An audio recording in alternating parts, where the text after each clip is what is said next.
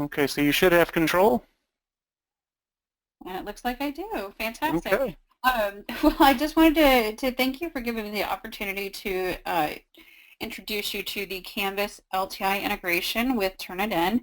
It does allow you to have functionality within Turnitin for originality detection, our feedback tools, as well as the peer mark tool. I generally tell folks don't jump in all at one time though, because we do have a lot of features and functions within Turnitin.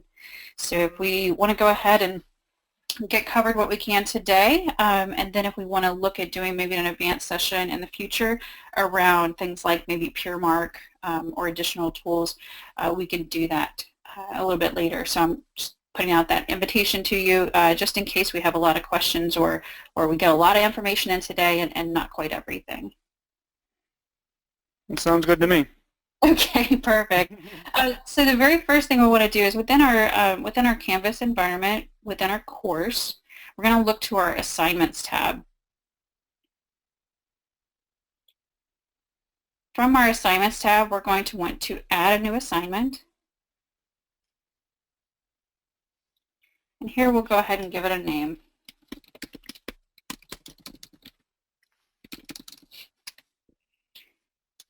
We can go ahead and enter a description here if we like, and then we'll go ahead and add our point values here as well. You can also go ahead and add it to a group and choose how you want your grade to display.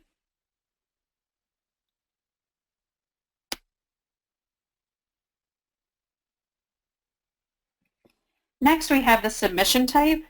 By default, it's likely set to online or no submission. You'll want to make sure that it's set to external tool.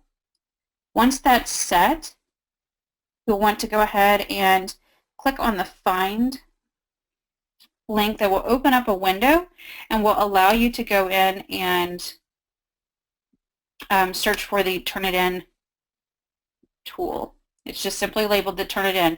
These are alphabetically ordered, so Turnitin is going to come kind of down toward the bottom for you. Once you've clicked on it, you want to click Select.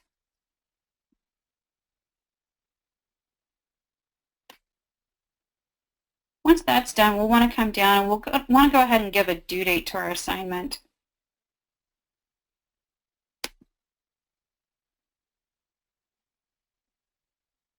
We'll go ahead and set our start and feedback availability dates in the next piece. So we'll click Save Now. Once we save, this is going to open up our Turnitin assignment inbox.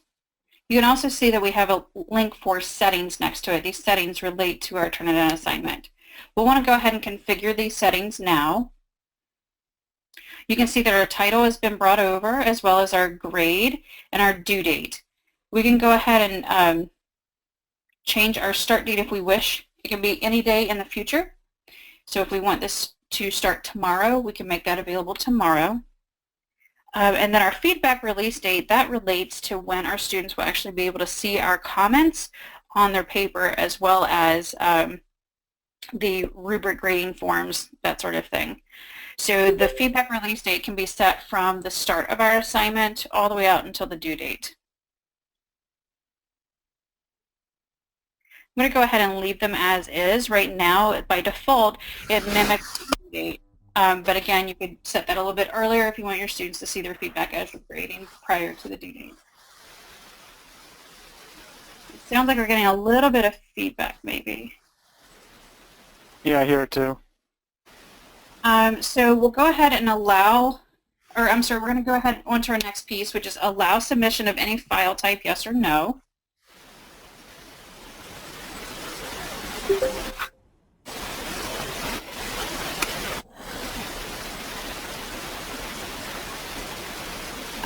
So whenever we select yes, this is going to allow any file type to be uploaded, not just those that are going to be checked for originality. So if we want, we can have just our files that we want checked for originality selected by leaving no. And so students won't actually be able to upload any other type other than ones that are text-based files. So that would be something like a Word document, Excel, PowerPoint, or an editable PDF file, for example. I can send you as follow-up a little bit more detailed information around exactly what file types are accepted. We'll also want to go ahead and open up our optional settings. And as we go through these, I just want to point out that the optional settings, all the way down at the bottom, once we get these set how we like, we can actually save these optional settings for future assignments. So don't think that this is a whole laundry list of settings you'll need to change every assignment. You can actually get these set how you like, and then those will transfer over with you from course to course and from assignment to assignment. So if we're going to allow late submissions, we can select yes here as our first optional setting. If we want to allow late submissions, that allows a student who did not have the opportunity to submit to go ahead and submit after the due date.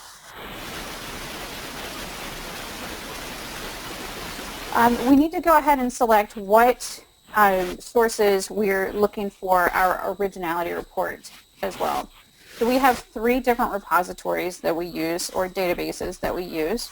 One is our student paper repository. This is a collection globally of student submissions that have been made into our service. The other is current and archived website content. That content comes from our daily efforts to crawl the internet and add new websites to our database. We're up in the billions right now with websites, and we do archive those up to 6 years. So you may have a few websites that are actually defunct that still populate within an originality report because we do go ahead and archive that information. And then our periodicals, journals, and publications database. We have several million articles, periodicals, and journals that we include in our database. These include subscription-based services where we have sole agreements with.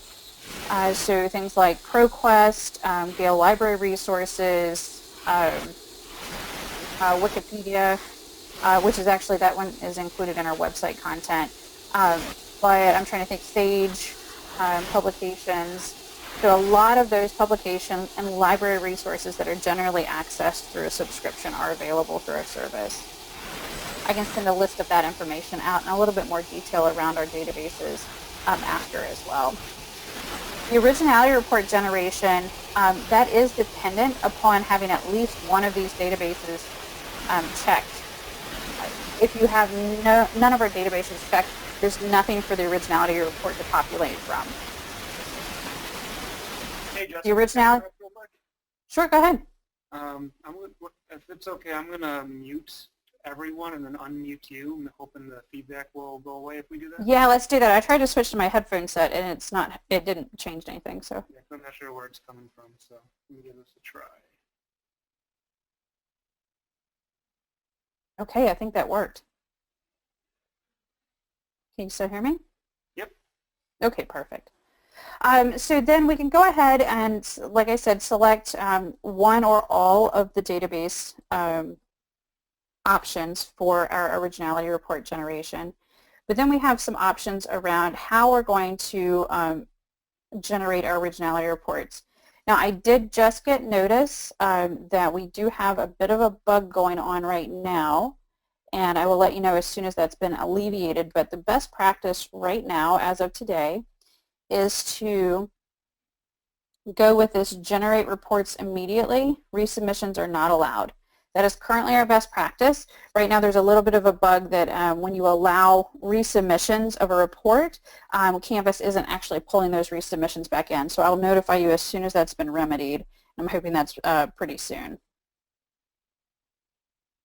So right now, as I said, the best practice is to go ahead and select generate reports immediately. So as soon as your students submit, and then to not allow resubmissions. Once this bug has been taken care of, you'll actually have the option to go ahead and have those reports generated immediately, so as soon as your students submit a paper, and then allow resubmissions up until the due date. So if you want students to go ahead and be able to overwrite the report up until the due date, I will say that there is a 24-hour hold on this, because we don't want students to go in and just change a few words here and there and continually resubmit and try 20 different times in an hour to basically game the system. So we do put a 24-hour hold on resubmissions to get a new originality report. You will want to notify your students once that is an option for you to use so that they're aware that if they choose to do a resubmission, it actually chews up about 24 hours for them up until the due date. So they'll want to start enough in advance so that they have the opportunity to do another submission. And then the third option is generate reports on the due date, but still allow resubmissions up until the due date.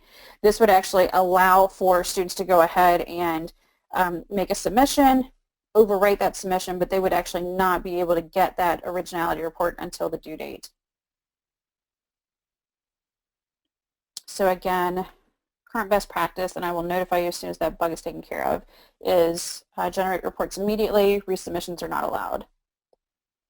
Exclude bibliographical materials from the similarity index. So whenever we run a report, you can actually go ahead and at the assignment level make some exclusions. The first of those is the bibliography. The next is quoted material, and the final is exclude small matches by a string of words, so a size of a phrase, so maybe 10 words, or a percentage of the paper. So anything maybe 5% of the paper or less. The only one I recommend using immediately, maybe with your first assignment, is to exclude bibliographic material from the originality report matching. The reason why is quoted material and the small matches, they take a little bit of use case situational knowledge to implement. So you might have a great class where you don't have to worry about students going in and just putting a lot of quotations throughout their paper, trying to get it through the system. And you would probably notice that. But you may have one or two here or there that puts quotation marks around something that's not actually supposed to be quoted or isn't properly cited. So you might still want to go ahead and check citations against quoted material, and it's an easy way for it to call out by letting you see that information as not original or showing up on the report. The small matches really vary by use case. You know, if I'm asking students to do an analysis of King Lear, there's probably a lot of students who are going to say, in King Lear, blank. And so there's going to be some common phrasing there. But it's really dependent upon the use case and the assignment in the classroom as to what type of matches and what size of matches are going to be applicable for you. So I would suggest that you go ahead, if you want to start out with bibliographical material being removed from the report, you could do that here. But at an assignment level, go ahead and play around with the small matches and quoted material when you can filter later when you're reviewing individual submissions, as we'll show you. And then, you know, think about how you would want to implement that at an assignment level. Allow students to review, or I'm sorry, allow students to view originality reports. This is, you are allowing your students to see their originality report once it's been returned to Canvas. That's just a yes or a no. If you want them to see it, it will show up as determined above. So if you're generating those immediately, students will see it immediately. If you're generating those on the due date, students will see it on the due date. Submissions to the assignment, where are they going to be stored? You have a couple of options here. You have the option to store your students' submissions in our global student repository or database, and you have the option not to store submitted papers. If you're working with draft assignments, you may not want to store those. You likely will not want to store those, as students will then be submitting something in a final version that's going to be very similar. So you can still have it check against all of our databases, but not store it in the database. Final versions you will likely want to store in the database so that future classes or other sections you can actually protect against some information sharing or paper sharing, such as my roommate had your class last semester, I'm going to reuse my roommate's paper. And then we do have an option for peer mark assignments. Again, peer mark is kind of a next level training. So go ahead and select yes so you can see how it populates. But just to let you know, we can cover that a little bit more in depth, and I can send some follow-up information around peer mark as well. Peer mark allows you to build on top of your existing assignment to let students comment on one another's work. If we want to, we can attach a rubric here. This rubric is a Turnitin rubric. It does not communicate with the Canvas rubric or with SpeakGrader. So this is a Turnitin specific rubric. You can go ahead and if you have rubrics that you've created in Turnitin, this will actually populate here. If you don't, you can actually launch our rubric manager, and that will open up the option for you to create a new rubric or a grading form. And then if you or someone else that you know has actually gone to a lot of work around rubrics and you want to use their rubric, you can actually export your rubric to share or import someone else's to share. If we click on import, it's going to give us an example template that's in Excel, and it gives us all the information we need to know about how to import a Turnitin rubric or to import one we've created in Excel.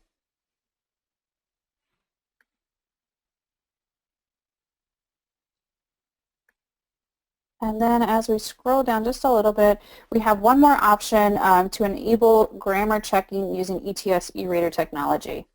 ETS eRater is our service that we use for a basic spelling and grammar check.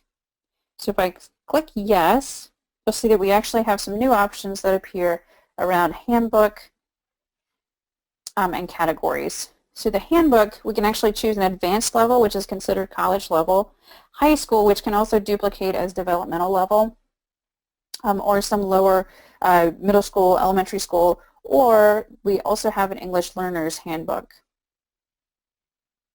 We also have the following categories that you can enable by default in the assignment or you can remove.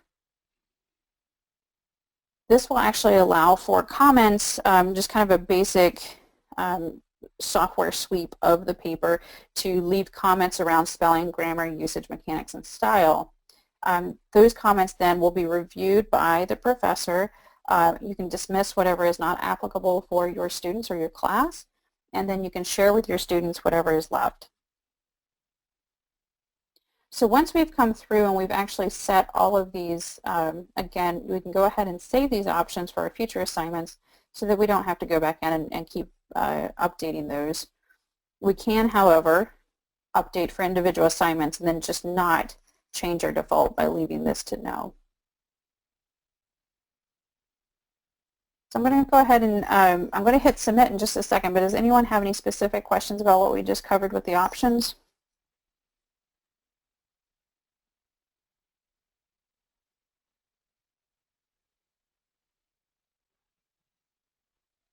And go ahead and feel free to use the chat box if you have any.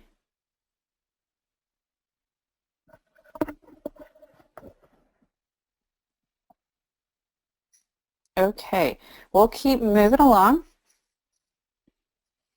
And give me 1 second.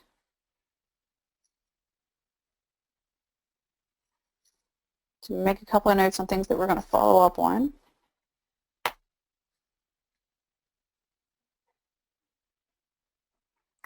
Perfect. So I'm going to go ahead and submit. And once I do, it's been confirmed that my settings were saved successfully. Because we added the peer mark assignment, we now have a couple of new tabs at the top, and we'll go through those in a few minutes. So if I come back into my assignment inbox, you'll see that we don't have any assignments yet. So I will say, do we have a student side to switch over to, Michael? In that one assignment we created last week, I do have 2 test submissions. Perfect. So once your students once your students actually submit, so we'll go back over to our courses, right? Nope, you could just click off that. Oh, it's the same. Sorry, it's the same. Yeah, just click on assignments. Perfect. And then it's the There we demo go. one. Love it. And you'll notice that I have not yet published my assignment here. So be sure to publish, not just save, if you're going to make it a live assignment. So your students will do a basic file upload of their activity or assignment or whatever it would be in class. Once they do, depending on what they've been allowed to see and when the reports are set to generate, they should see within a few minutes a report percentage here. So we're going to jump into a couple of these and walk you through them. I just want to point out, though, you can click on the title of the submission, you can click on the pencil icon here for the grade, or this percent speaks to the percent of unoriginal content found in the submission. So you can click here as well to access this exact same information. The paper ID is located here as well. This is pretty important for you to have to share should you have a technical support issue that needs to be addressed. You'll want to grab that paper ID. And then this should tell you the timestamp of when it was uploaded by your student. I'm going to go ahead and click into a submission. And let's expand that out.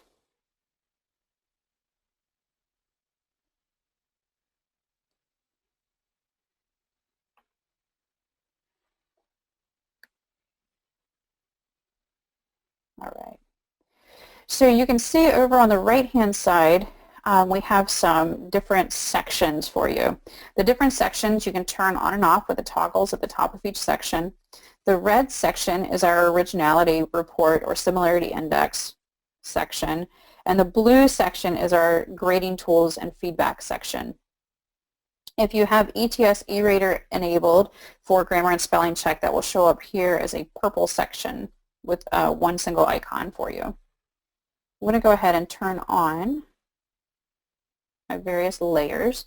And you can see when I turned on my originality detection layer, that actually produced some highlights across the paper.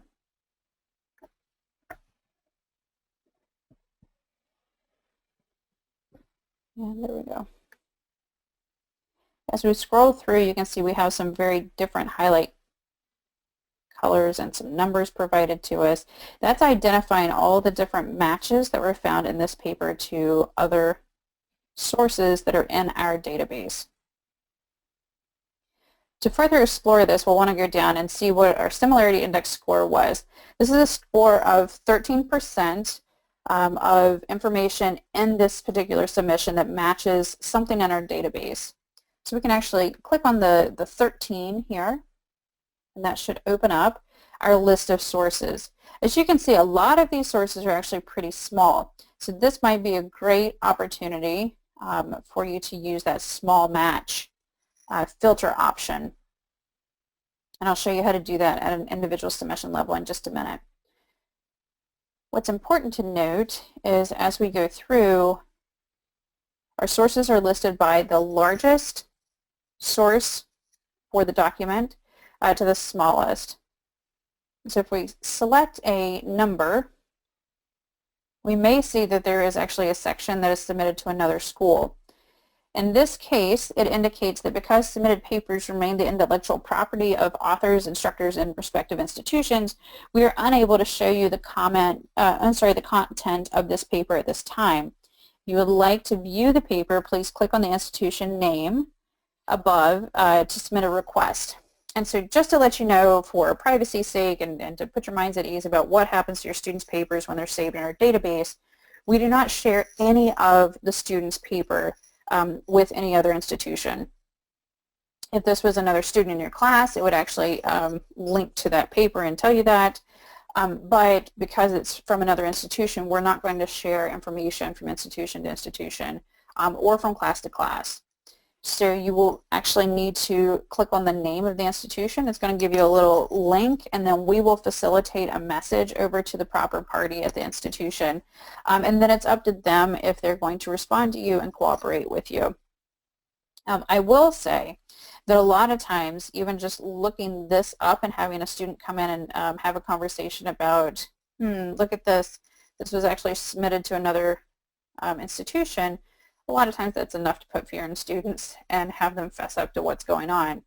Now the other that you can see is we have some internet sources going on. And so if I want to jump to one of my sources, I can click on my source list over here. And that will actually take me down to the where the source is located in the paper. And we'll actually provide this is called a glimpse. So our glimpse here, you should be able to see, maybe I need to broaden that out just a little bit. But our glimpse will actually have the highlighted section of the paper that matches something in our database. It will actually show you the highlighted section to the database match, as well as the context around what is also found in the database. If we want to do a more side-by-side view, we can actually click our full source view here, and that will populate in the right-hand side the full source with all of the various matches that are found from this source, indicated in red with all the contextual material around it. We can also open up a new window and jump to the website by clicking on the URL.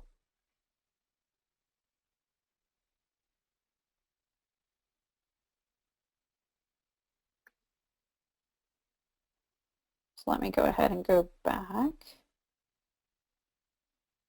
Oh, hang on a second, my mouse is jumping around just a little bit.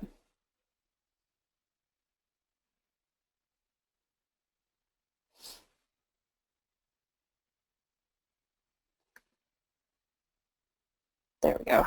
Okay, so this is our list of sources. As you can imagine, a source like Wikipedia would actually have a lot of sources behind it, because Wikipedia is generally an area where a lot of information is pulled from different sources and put into one place. So thinking of that analogy, a lot of your sources may actually have multiple smaller sources beneath them. We can go to a full source list here, or we can actually jump in. Oh, hang on just a second. We can jump into a source to see what other subsources exist by using the arrow to the right of the primary source. Once we do that, we can see that of this primary source, the bulk of it is found here, but there's also pieces of it that are found in a variety of other areas.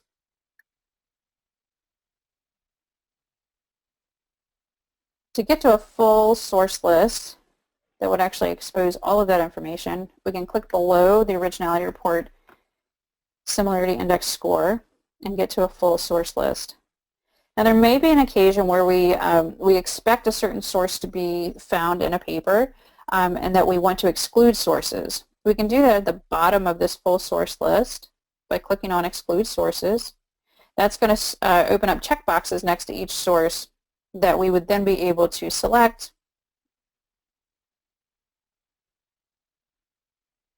as many as we like, and then select exclude at the bottom.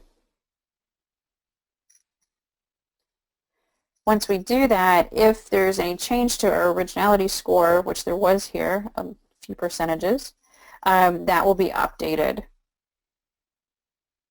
There's also some filtering options available. So there's filtering options where we talked about small word matches or small percentage matches, as well as the excluding quotes. We can achieve the same by submission filtering by clicking on this little oil filter type of icon.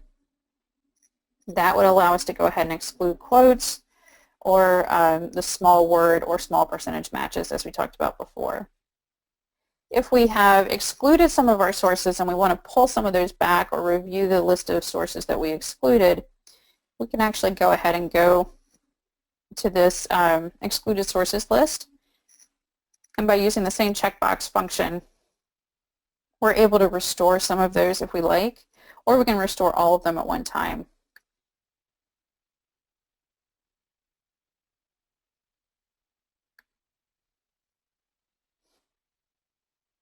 So those have now been restored to the list. So is there any questions about the originality reports right now? I will say a question that I get a lot of times, and please use the chat box while I go through this. A question I get a lot of times is, what is a good score? And the answer is there's really no good score or bad score. It depends on the use case and what the assignment is. If I'm doing a personal reflection, I would expect that the majority of my personal reflection should be authentic and original. However, there are some common phrases such as, once when I was a small child. So you might have some very, very small matches that could, depending on the size of the paper itself, could make a large percentage of the paper look unoriginal. And so you want to keep that in mind as you go through. Some institutions I know will institute a rule of anything over 20% and you're going to automatically fail the assignment, which I don't think is very fair because there could be a lot of different things that go into that, including things like quoted material. But a lot of times students don't understand things like self-plagiarism. So I was working on a research paper. This is the continuation of that. I did not cite myself or my original research paper as a resource. So that might come up. A lot of times too, students don't necessarily understand how to properly paraphrase. And so that's a learning opportunity that needs to go into it, not just a punitive, knee-jerk reaction. Turnitin really does want, our service to be used as a learning tool and not a punitive tool. So that is one thing that we'd like to go ahead and point out while we're going through. So if there's no questions about the originality detection service, I'll go ahead and go up to our grading tools.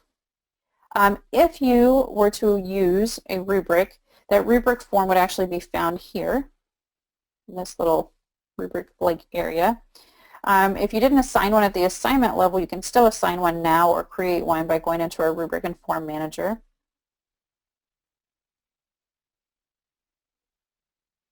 The next piece is our feedback, summative feedback that's available. So the summative feedback tools consist of voice comments of up to 3 minutes that can be left, as well as a text comment. Neither of these are tied specifically into an area of the paper. They're just, like I said, summative, and so they're going to give an overview of your thoughts on the assignment. The final piece is our comments and or quick marks. Those can actually be found here at the top, but I'm going to show you how to use a short menu to access those as well.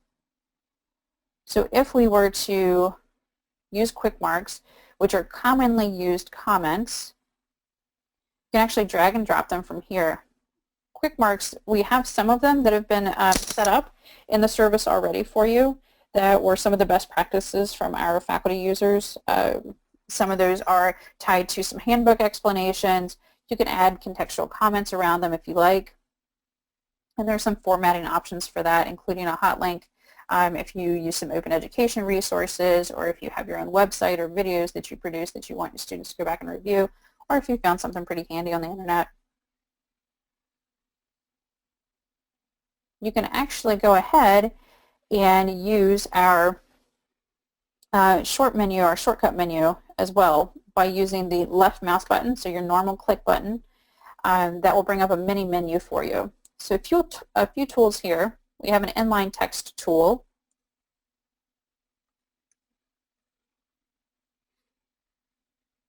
And that inline text can actually be moved around the paper as you need. It can also be deleted. You can leave a comment. So a comment bubble will appear.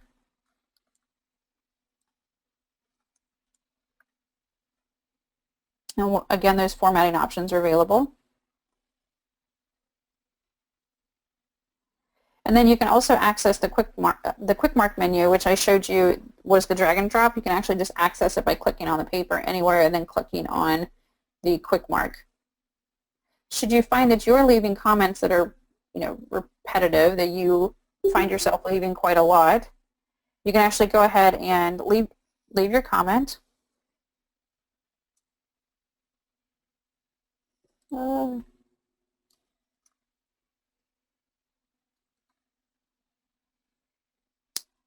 Again, if you want to do a hot link, you can do that as well by adding in a URL. Or you can actually convert this to a quick mark. So if it's something that you find yourself leaving repeatedly, You can select the set that you want to leave it to if it's one of the existing sets. So the commonly used, which can be your own personal commonly used set, or you can create a new set. So that's now converted to a quick mark for us. So now whenever we go into our quick mark menu, we should see one for office hours here. A few other things that you can do as far as feedback goes is you can highlight a section, and that will give you a strike-through option. Also, if you highlight a section, now when you go to make a comment, it's going to give you the functionality to do multiple colors of highlight. So we can make it a blue highlight, or we can change it as we like.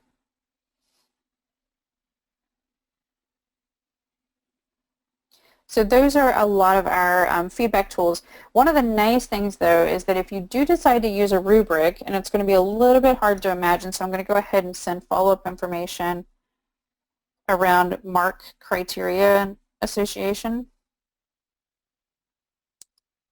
If you utilize one of our rubrics, you would actually have the option within your quick marks or your comments up at the top to associate that comment or quick mark with the rubric criterion. And then over on the side, where you would have your rubric information, you would have a sliding scale where you can apply the grade for each criterion, the score for each criterion, but you would also have a running tally in a bubble that would tell you if there's 1 comment or 5 comments or 12 comments associated with that rubric criterion. It's a really nice way to turn this into a learning tool for your students so that they're associating the marks on the paper with the actual score that they received. If you use a rubric, you can also apply each of those criterion scores and then apply the grade to the overall grade.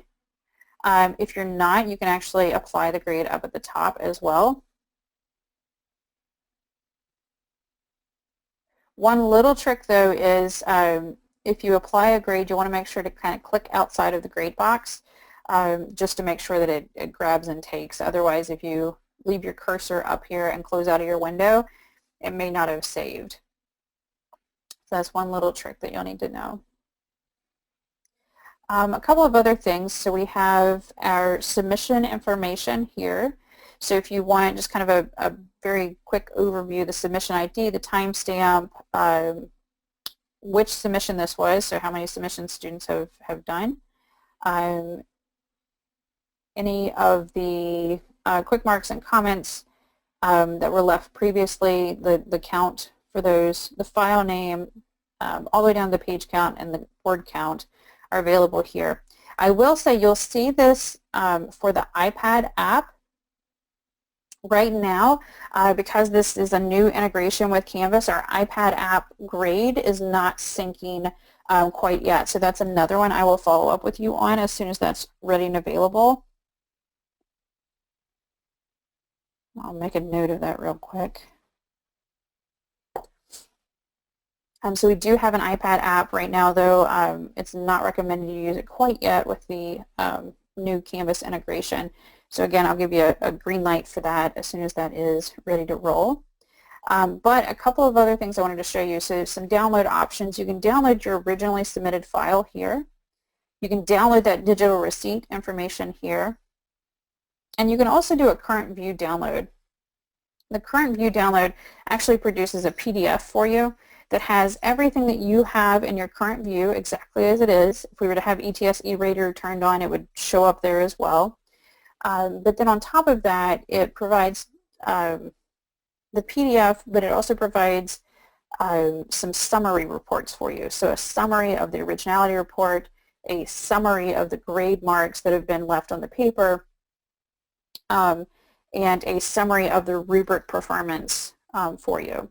So that's a pretty nice, handy download to have. So do we have any questions there about our grading tools or any of the feedback that can be provided?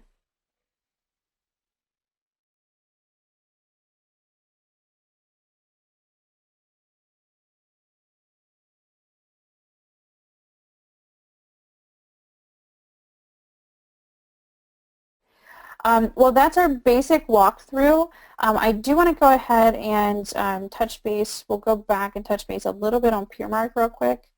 And then just to let you know, too, that you can actually let me go back into this assignment. You can actually use SpeedGrader with the originality report from Turnitin. So if we click over to our SpeedGrader, I do want to point out that your originality report will show up here in the top right-hand side. So while I love our feedback tools and think they're great, I understand some people might just be really used to SpeedGrader and might prefer it. So if that's the case, that's fine. You can still use our originality detection service and access it here. As I said, PeerMark allows you to layer a second assignment on top of the original assignment so students can actually give feedback about one another's submissions. In order to get started, you want to go to PeerMark Setup first, and this will allow you to create a new PeerMark assignment. Here it's going to allow us to, if we need to change the title at all, we can add a point value here. And we can set a new start date, due date, and feedback release date. We also have some additional settings. Are we going to award full points if a review is written? Are we going to allow students to view author and reviewer names? By default, that's set to no. If you want your students to see whose work they're reviewing, you can set it to yes. If you want students who have not yet submitted their own paper to review, you can select yes or no. Best practice is for it to stay on no because it can cause some confusion if a student hasn't submitted yet but went ahead and did all the reviews, and then most of the other students have gone in and completed reviews, and then the last student to submit doesn't have anyone to go in and do the review. So best practice is to set that to no. We want everybody to submit first, and then we'll be able to review. If we want our submitters to read all papers after the start date, if we want students to read all papers and all reviews after the feedback release date. And then there's some automation that can happen here if you want to automatically distribute papers among your students, or if you want your students to go in and select a paper to review, how many do you want them to select? And if you want to require a self-review. This is all well and good. What I really like, though, is the function up above called distribution. And this actually allows you to pair students with one another so that you can have maybe a student who's kind of a low performer in the class, and you might want to pair them with a high performer in the class so that the student who's a low performer, one, gets some constructive feedback from another student who kind of knows what they're doing, but two, is able to see a really great example of good work from your class. You can actually go in and pair students together here. And then you're able to set up your own questions as well. We do have a library of sample questions available, and you can select as many of these as you like. So something like, rate this paper's overall readability. At which point did you feel most interested by this piece? When least? Explain. So you can actually set up your own questions that are similar by creating a new question that is based on a scale or a free response. And then you can establish the scale and the minimum answer length for the free response. So again, another way to interact with your students within the class. Once that's been set up, you'll actually go over to the PeerMark reviews to view the information that students have left about one another's submissions.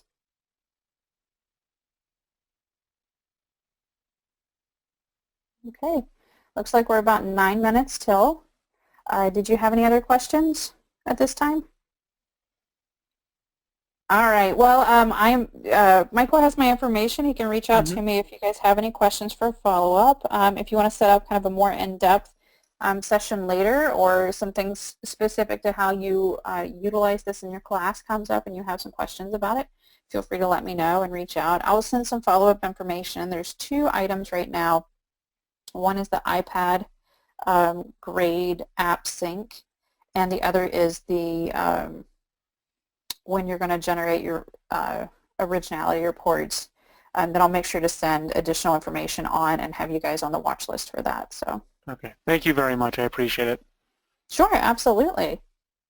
Okay, and I will send on the documents that she sends to the people that signed up. I have a list of everyone who has signed up for the session, and you guys will get that as soon as I get it. I appreciate everyone for tuning in.